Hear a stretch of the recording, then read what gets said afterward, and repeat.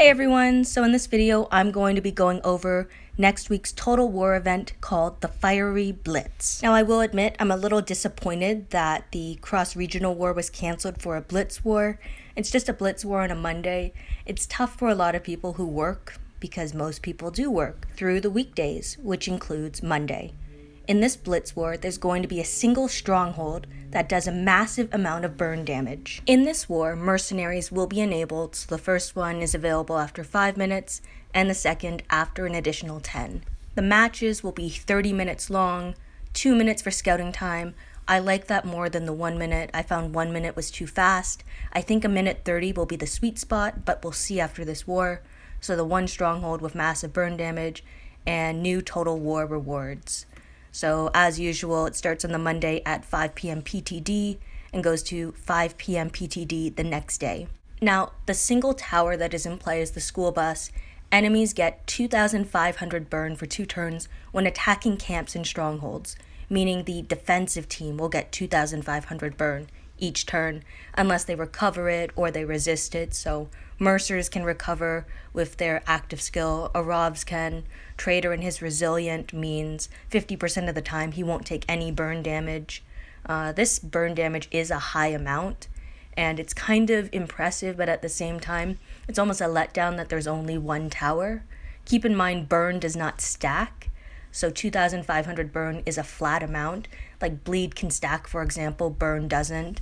So it is a high amount, so I expect a lot of defensive teams have a lot more HP mods and HP weapons because burn is a flat amount of damage. I can realistically see that some bleed teams would be pretty effective here.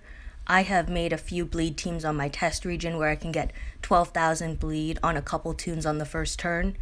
And if you want more of a bleed spread, you could probably do around 4,000 to 6,000 on at least 3 to 5 members on the defensive team with the right setup. And this is a very specific setup. It's difficult to do, so it's not something you can craft overnight, but it is an option. Now, I think this burn damage is a little too high because some tunes, well, they don't really have 5,000 HP, and I say 5,000 because this burn tower works over 2 turns.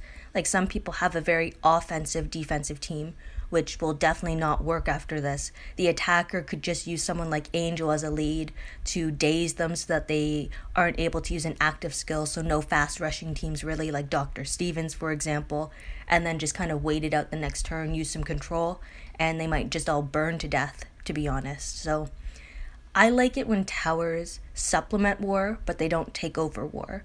I know a lot of top-end players are probably saying that this tower isn't really doing much for them, but for a lot of lower-level factions, for a lot of other waves, so like Wave 3, Wave 2, and stuff like that, I feel like this tower is too powerful in some cases, especially when some people are still using 6 stars on defensive teams, and 6 stars just don't have that much HP. I'm expecting a lot of fast healing weapons. Tough healing won't really help because tough healing is bonus HP, which doesn't count with burn damage or bleed damage. Burn, bleed, and maim all go against your direct HP and ignore bonus HP as well as defense. I know I kind of skipped through the rewards and stuff, but it's the same as last time from what I can tell. Still stash rewards, still S-class card boxes, still your usual Liliths and Ulysses. Nothing's really changed with that.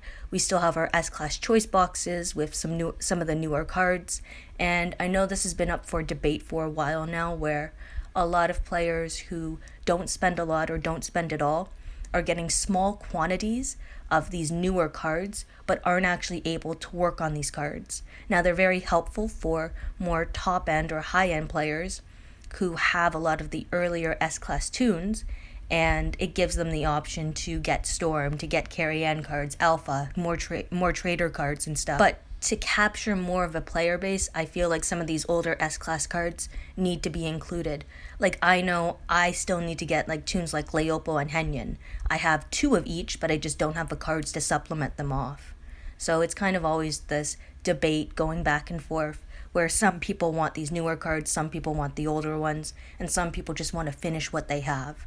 Anyway, thank you everyone for watching and listening to my video.